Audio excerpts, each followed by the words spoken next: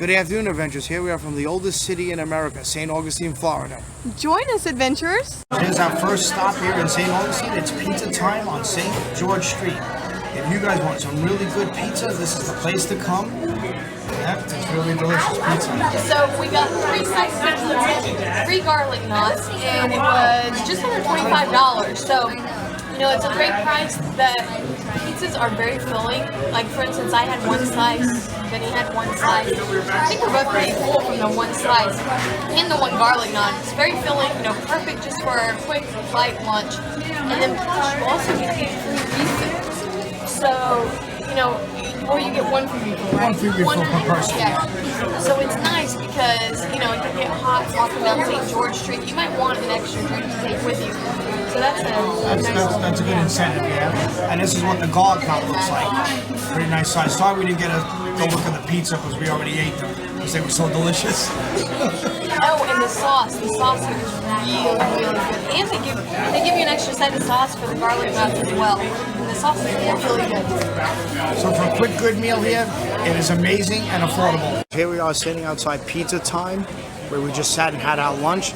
One quick recommendation is that there's always a line on the way outside of this place because the pizza is so amazing, as we said in the video while we were inside the restaurant.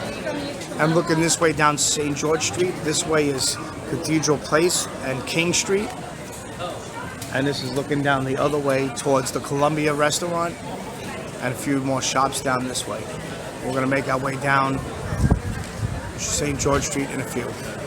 So our second stop here in St. Augustine is the Colonial Experience. Now we will be taking a guided tour. Our first stop on the guided tour is the De Mesa Sanchez house, the print shop, and then there is also the Walk of Flags. And our fourth stop is going to be a shipyard established in 1565 from St. Augustine, and a blacksmith shop, and a 17th Spanish watchtower, which you can climb all the way up top. And the grand finale is the gunsmith and musket firing at the end of the tour. So join us.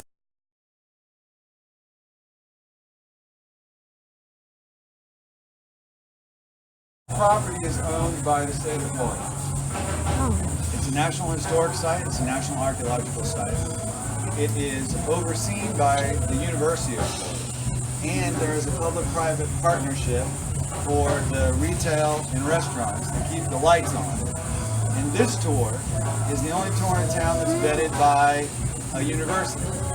All the information that you're going to hear is backed up by science and scholarship. There is no folklore, hearsay, or mythology. Certainly no ghost stories. So you can get that all over town. Matter of fact, you're going to get that all over town. I'm not saying any names, Charles and Jake, but if you hear me contradict something that you've heard elsewhere, just raise your hand and say, hey, that's not what the so-and-so driver said, and I'll explain the contradiction and I'll be happy to, because I'm backed up by actual facts. The property where we are used to be the homestead of the Sanchez family. The original structure to the property is the De Mesa Sanchez house, which is right around the corner. The De Mesa house is air conditioned. You can go in, and it's a self-guided museum on how the house grew from 1740 to 1821. I'm going to remind you again, it's air conditioned. You can come back into the site anytime you want, today or ever. Use your stickers. And it's air conditioned. And you can sit down and take a break, and no one's going to ask you what you want to drink or eat or anything. Blacksmiths. What's a blacksmith? They work with iron. Why are they called blacksmiths? Well, because the iron looks kind of. Coppersmiths, tinsmiths, silversmiths. Now, sometimes you'll hear a whitesmith. That's a general term that was given to people that were using in metals that looked silver, like silver, zinc, tin, lead, but it's not a common name. So if you hear whitesmith, they're just talking about people that were working in metals that look white. Smiths work in metal. Smith refers to the old German smite, which means to strike with a hammer. Carpenters use a hammer, but they're not working in metal, so they're not called smiths. They're not called wood smiths. although that is actually true. The blacksmiths were making everything that people were using in the fireplace. All of the bolts, nails that were holding the doors, gates, and shutters were made by a blacksmith. The chains to pull the stumps out of the ground, the locks that hold the doors, the hammers, axes, hatchets, the tools that were used by the farmers. Carpentry tools are made of wood and iron. Guess who was making the iron part, the chisels, etc.?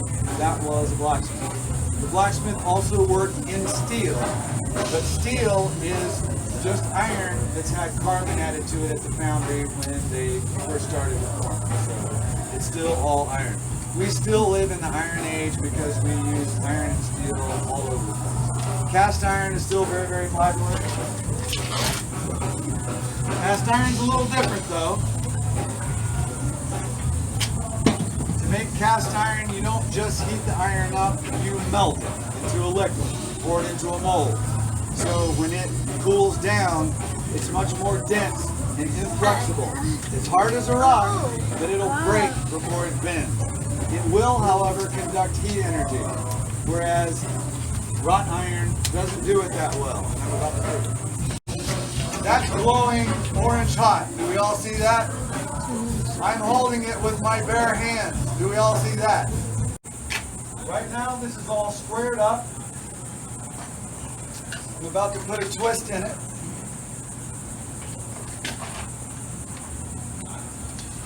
I'm putting one full turn into it. It hasn't cooled down too much, which it did. You only have about 30 to 60 seconds to do anything, and then it gets too hard. For those of you on the front row, you see how easy I was able to do that first twist? And then by the time I got the pliers changed and went to turn it again, it wasn't going to budge. I would need a bigger set of pliers. And that's because it starts to cool down, and as it cools down, it stiffens back up. So you need to put it back into the fire. It's stiffened up, so I can't work it anymore, but it's still not cool either. I mean, it's cool, but not cool. This is beeswax. It has an ignition temperature of around 700 degrees Fahrenheit.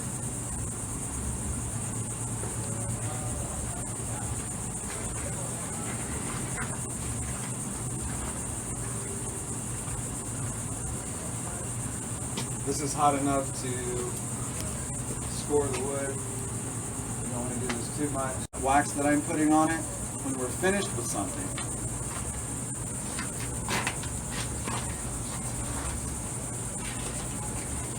like a link of chain, this will be hot. We'll put beeswax or boiled linseed oil on it. It will soak into the surface of the iron. We'll quench it so the iron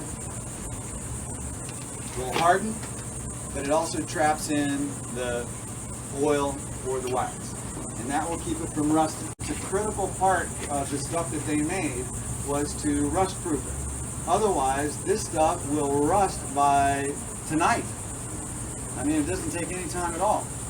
So iron has a lot of awesome qualities. We use it in a lot of stuff. They used it in a lot of stuff. They had blacksmiths that were with them at the very beginning of the colony, and by 1740 there were 11 blacksmiths in town, and they were making all of the wrought iron material for the colony.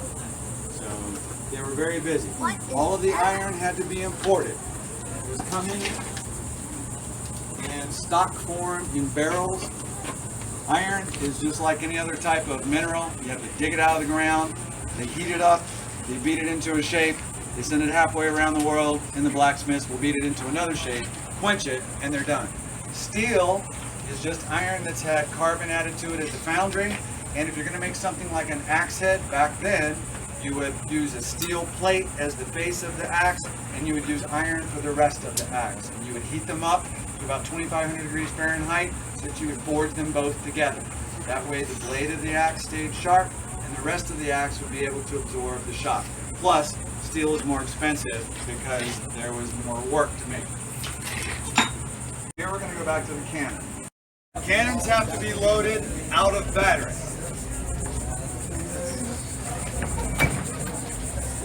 You know the hole in the wall that the tip of the cannon comes out of? That's in battery. When you load them, you got to be in the room. That way you have room for the tools to work.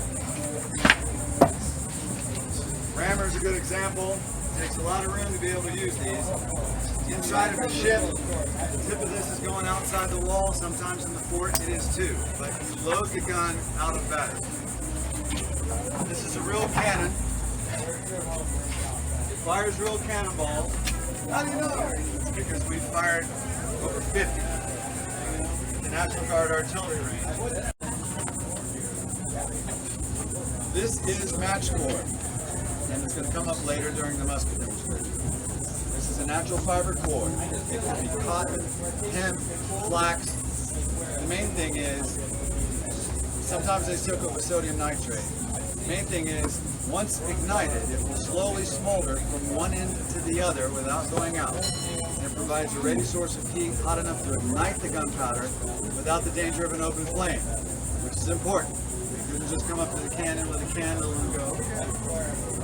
The long handle is because cannons recoil and you don't want to be anywhere near. Especially these small guns, they kick quite a bit.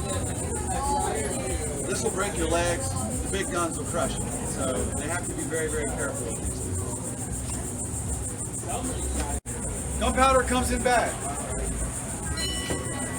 Why? Well, it comes to the fort in big barrels, and then they sew them into bags and keep them in the magazine. When you're ready to fire, they'll go down to get a 1 pound bag and bring it up to the cannon. This gun uses 2 pounds, the 6 pound guns use 3 pounds, and so on and so on. They have to be very, very careful with the gunpowder. They didn't put it in bags, they could spill some on the deck. And that would be dangerous.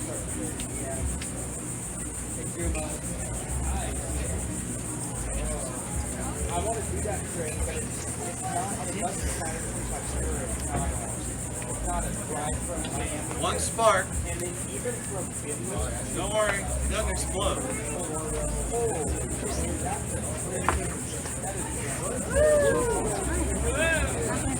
But it does burn. It burns hot.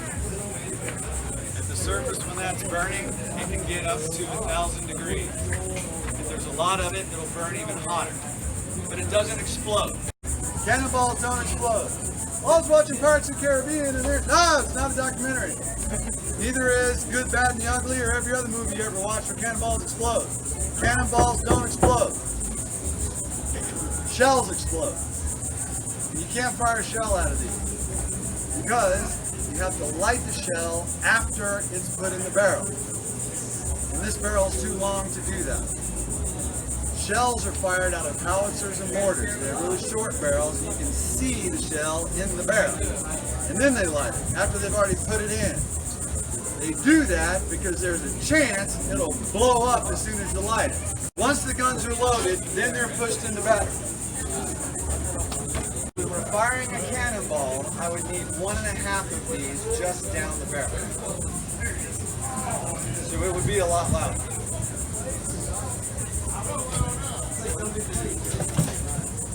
That said, this isn't going to be so much loud as it is going to be fast. Where this gets people is it's just surprising, not because of the noise.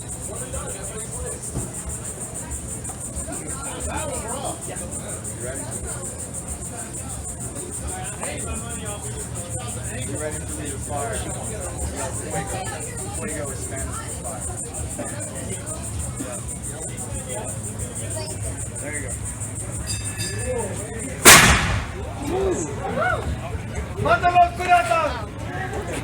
Well done. anyone comes and complains, I'll say, he told me to fight. That's how it works in this town. We have the bones of Europeans here and back in Europe. They were not hobbits. Okay? And the Native Americans here were not all LeBron James. In fact, we haven't found a single Native American skeleton that's over 6 feet tall. Not one. And we're talking thousands. We have Pus Leon's femur, radius, and humerus. These are bones in the body. That's enough to extrapolate his height. So he was between 5'8" and 5'10". So let's just say 5'9". Oh, that doesn't seem short at all. Because it's not. It seems kind of normal. I know. Just like the rest of your ancestors. When you go to Europe and they show you the small chairs, I say Europe, they'll do it here on Albulate Street. The small chairs, the small armor, the small beds are all misconceptions. The small chairs are for children. If I showed you a child's training potty in 200 years and try to tell you that this is how short everybody was, I would be wrong. Just like they are with the small chairs. Well, the armor, I know it looks like adult armor, but it's for kids. You go in the same museum in the back, that's where all the big armor is. That was for the men, and it's full of dents, which is why it's not out front. The famous people, all their armor is nice and shiny, and you can find it. Philip II was 5'11". Pedro Menendez was 5'11". Charles IX was 6'4". These people weren't midgets by modern day comparison. So don't buy into that. The short beds are either not modern or either modern replicas, or they're a reclining bed just like your reclining chair. If someone were to say this is their beds and how short they were, they would be wrong. And same thing. So you're welcome. Your ancestors weren't hobbits. Alright, to the matters at hand. This is a flintlock. It uses a flintstone in a vise under tension from an internal mainspring, released by the trigger. It'll slam forward with enough force to knock the prison off of its smaller spring. When it knocks the prison off of its smaller spring, it shaves off some of the steel that turns into sparks. At least that's what's supposed to happen. It does it like 8 out of 10 times. It's not as reliable as the matchlock. Remember that cord I fired the cannon with? Before these, they had matchlocks. Ever watch The Three Musketeers or The Four Musketeers? Also not a documentary, but the guns they're using are matchlocks. That uses that cord that fired the cannon to come down into the gunpowder. It's more reliable. It's just as accurate. So why did they switch to these? Not because they're cheaper. Rate of fire. You can fire this every 20 seconds. A matchlock takes 2 minutes to load and fire just once. And that's if you're going fast. Why?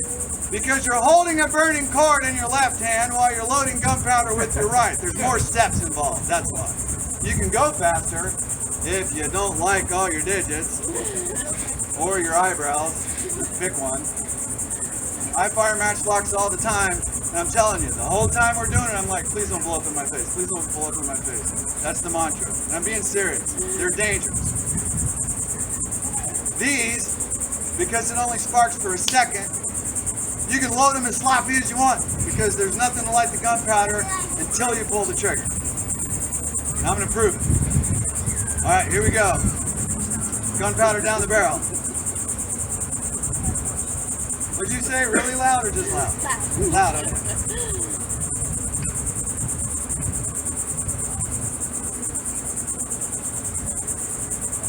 All right, that's loud. Really loud would be 3 more Mississippis. Once you've got the barrel loaded, prime the prison fan, close the prison, and you're ready to go. Oh. It's in half cock right now, so it's basically the safety mechanism. I can pull the trigger all I want, and it's not going to fire because it's at half cock. Hence the term, don't go off half cock, exactly. Also, another American idiom. In the early days, they were buying gun parts and making the guns themselves. But after a while, Virginia, Pennsylvania, Kentucky, Tennessee, they had really good and well-known gun manufacturer. They would buy the entire gun, lock, stock, and barrel. That's where that comes from. This is less gunpowder than was in the fort, or in the cannon, but it's going to be louder. I've already explained why. Why? More compressed. I don't know who said that, but you're right.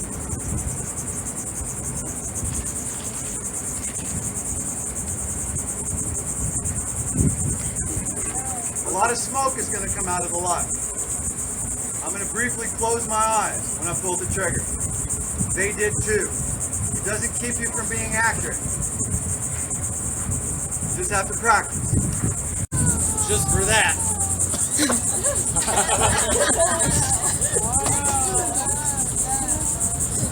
It's not really loud, it's just like loud with a capital L.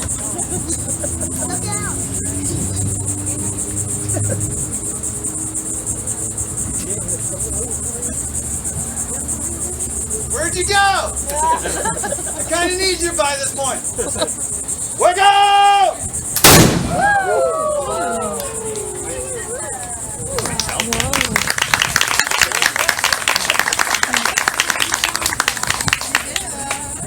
At this point, anything would have been fine. Return fire. All right, guys, you have been great. This is the last tour of the day, but it's the best sunlight of the day to go up to the top of the tower and take a photo of the fort. You're not going to get a better selfie. Also, the view you have of the fort is better than anything except an airplane ride. Seriously, it's like a postcard up there, especially this time of day. On behalf of the University of Florida, myself, and the Colonial Quarter, you guys have been great. Remember, don't lose your stickers and come back and see us.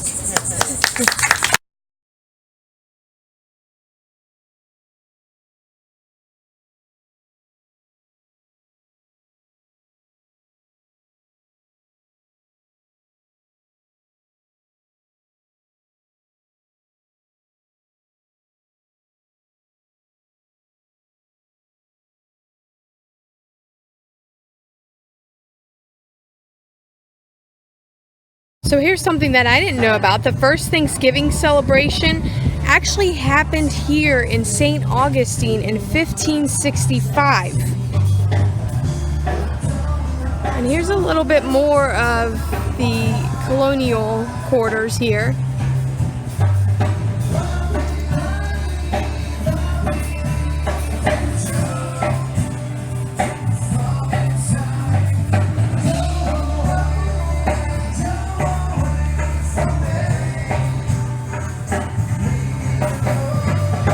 Here we have their printing office. This was where they printed their newspapers, and as you can see, they have some hanging up to dry here. That's how they dried the ink on the papers.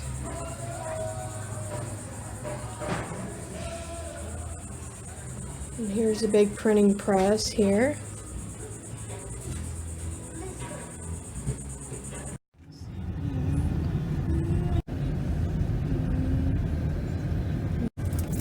Okay, adventurers, we hope you enjoyed our stay today here in St. Augustine, America's oldest city. And we're just doing one final grand tour before we leave. To the right over here is the bay, and you can see the horse carriages on the right here, as they have little horse and buggy tours that they can do. And over here's the fort, also in the background. We are on the backside of St. George Street over here. Here we got the Colonial Quarter straight ahead over here. And you got the Pirate Museum right after that. And then coming down over here, you got at this Fort Alley Corners, there's a great pizzeria also here on the corner called Al's. It's a pretty good place here up on the second floor.